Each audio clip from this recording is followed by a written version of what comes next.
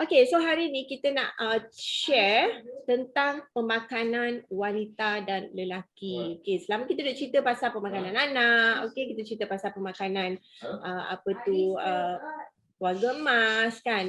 Okay, so hari ni kita cerita tentang pemakanan wanita dan lelaki. Alright. So apakah sebelum kita cerita pasal pemakanan, cerita pasal dia punya perkara-perkara yang berkaitan. Okay, let me besarkan sikit. Okey, apakah sebenarnya isu-isu yang dihadapi oleh golongan dewasa? Boleh tak siapa share dengan saya?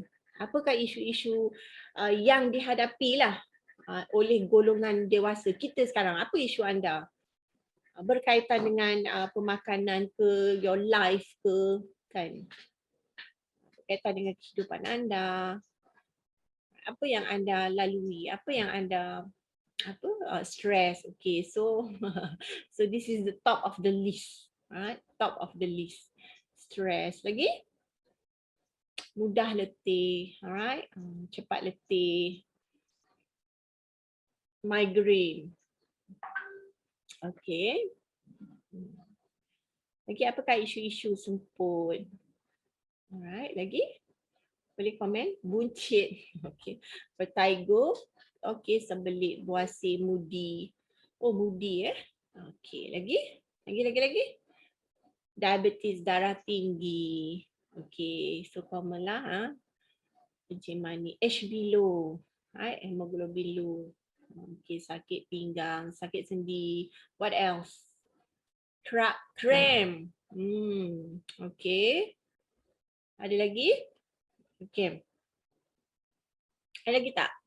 Apakah isu-isu yang mungkin anda hadapi ataupun lenguh-lenguh, sakit-sakit sendi, penat cepat jalan sikit, penat, anxiety, right?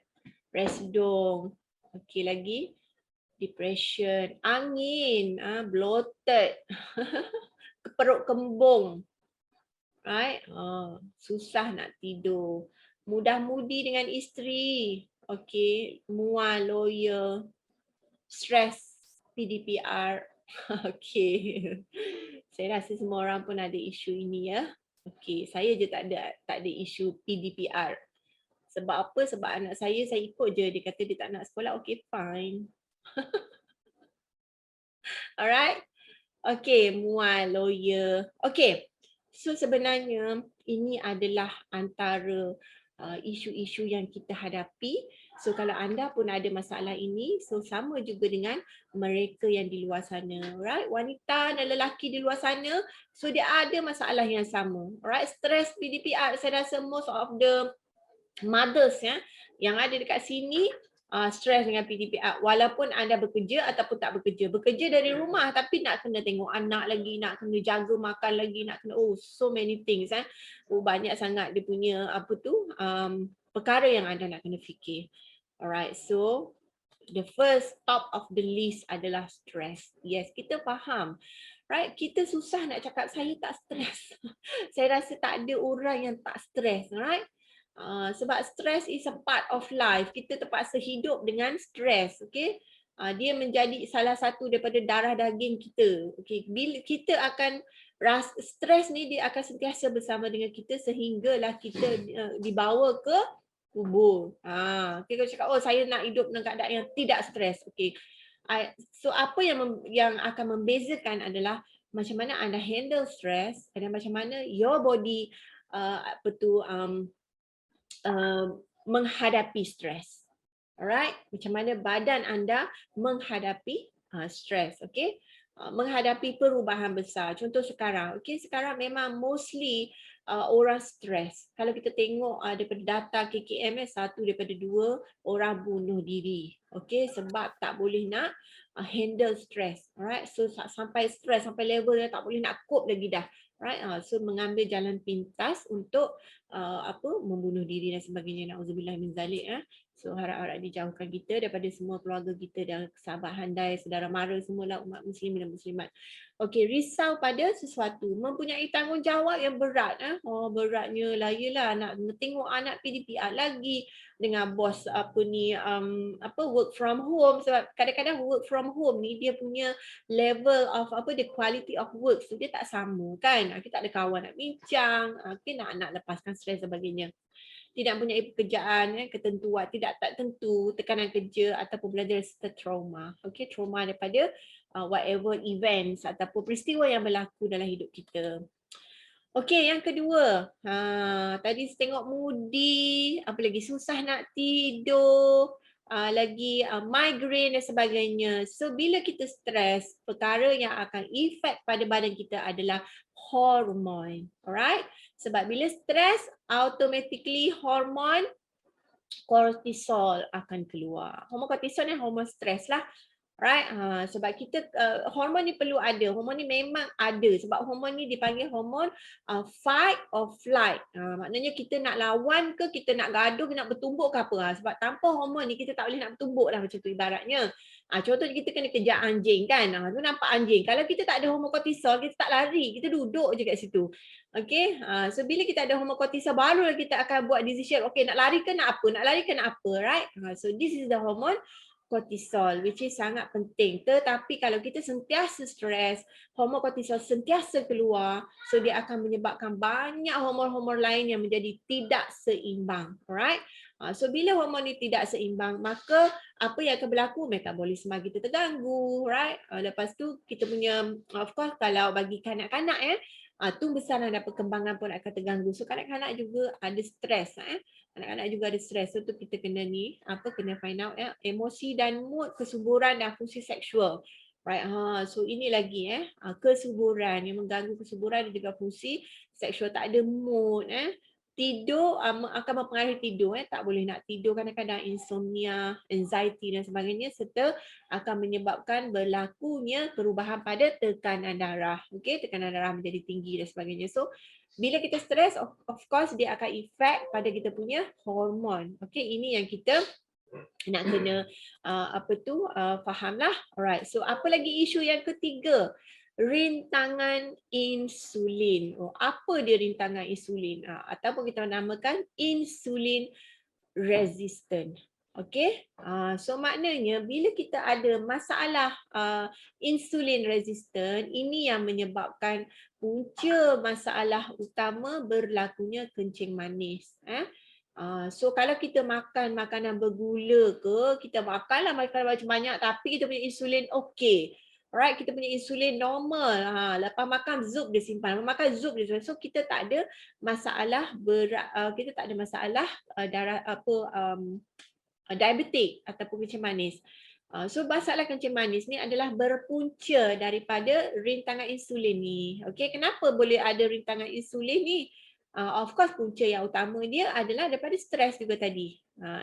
Dan juga di worstkan lagi keadaannya dengan pengambilan makanan yang tidak teratur kan. Bila kita stres, kita suka makan makanan yang manis, kita suka makan coklat kan, orang stres kan. Bila stres suka makan benda-benda yang tak sihat macam tu. Tak ada orang stres pergi makan sayur. Ada tak? Ada tak? Stres ni pergi makan sayur. Ada tak? Stresnya pergi ambil salad makan. Tak. Bila stres, of course coklat, lagi aiskrim kan. All the unhealthy food. Kalau stresnya makan sayur, okey lah. Right?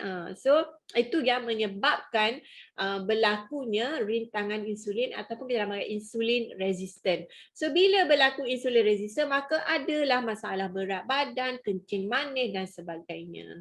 Stres nak kopi boleh tapi jangan minum banyak gula ataupun susu pekat manis. Kopi kosong saja. Okey. Berlebihan berat badan, tingkat tekanan. Okey, so this is tadi berkaitan dengan kita punya first point kita, iaitu stres tadi, right? Now, so bila dah ada rintangan insulin, of course dia akan efek pada berat badan. Okay, so di sinilah berlakunya segala isu tadi. Okay, So bila berlaku berat badan, bila berlaku insulin resistant, maka dia akan efek kepada kita punya cara kita menggunakan tenaga. Alright, cara kita menggunakan tenaga di dalam badan kita. Okay, so apabila berlakunya masalah berat badan berlebihan, so ni akan jadi, dia akan menambahkan lagi bebanan stres kita. Okey? Dah apa tadi mula-mula tadi stres. Lepas tu dia berlaku perubahan hormon, lepas tu berat badan berlebihan. Lagi bertambah kita punya stres. Okey, so dia tak habislah. Okey, tak habislah. Alright. And now dan masalah yang kelima adalah kurang rehat atau kurang tidur. Okey, berapa ramai yang ada kat sini, saya nak tanya, yang tidur minima 7 jam? Ada tak? No, boleh tidur 7 jam. Itu sama. Ada tak? Berapa ramai yang tidur 7 jam? Boleh saya tahu berapa jam anda tidur? Purata, berapa jam anda tidur? 7 jam. Okey, Akila 6 jam. Kadang-kadang 6 atau 7. Okey. Purata 7 jam. Okey, 6 jam. 6 atau 5. Tak cukup tu Adib. Adib tak cukup tidur. Okey. So, apa yang akan berlaku bila kita tak cukup tidur? 6 jam So minima kita antara 7 hingga 9 jam. Kalau dapat 9 jam tu okeylah. Tapi nak dapat 7 pun alhamdulillah. Right? Okey. Apabila kita kurang tidur, boleh menyebabkan kita berfikir secara perlahan. So kita tak boleh buat decision yang cepat. Jomlah pergi kelas. Kelas, tengoklah dulu ada kelas ke? Okay, so kita tak boleh nak berfikir dengan cepat, right? Kurang memberi tumpuan. Bila kita kurang tidur, kita kurang fokus lah. Kita hilang fokus, okay? Ingatan akan terjejas. Seterusnya, suka membuat keputusan yang baik.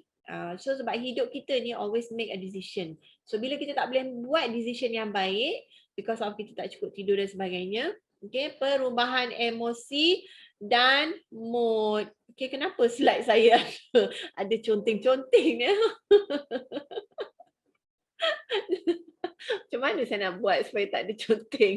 Okay, sekejap. Okay. Right. Okay. Creativity, bateri penuh 75%. Alright, okay, so rata-rata kita kurang tidur ramai yang antara kita kurang tidur, mak-mak tidur 5 jam, 6 jam tak cukup, 8-7 jam. Okay, now apa lagi? So bebanan di tempat kerja for those yang kerja lah. Right, for those yang kerja saya rasa memang banyak bebanan dia. Okay, pertama tugas kerja harian menyebabkan ketegangan, lepas tu bebanan peranan, konflik. Tempat kerja pun ada ada konflik dia, ada politik dia kan. So many things happen dekat tempat kerja juga boleh menjadikan boleh membebankan kita. Okay, so especially for those yang bekerja, right? So sekarang ni ramai di antara kita yang bekerja kan. Okay, so alright. Okay. So, and now isu yang ketujuh. Apa dia isu yang ketujuh? Sentiasa rushing. Tergesa-gesa. Rushing sana, masak rushing, makan rushing, kejap nak masuk meeting sini, kejap nak sini, rushing all the time. Okay?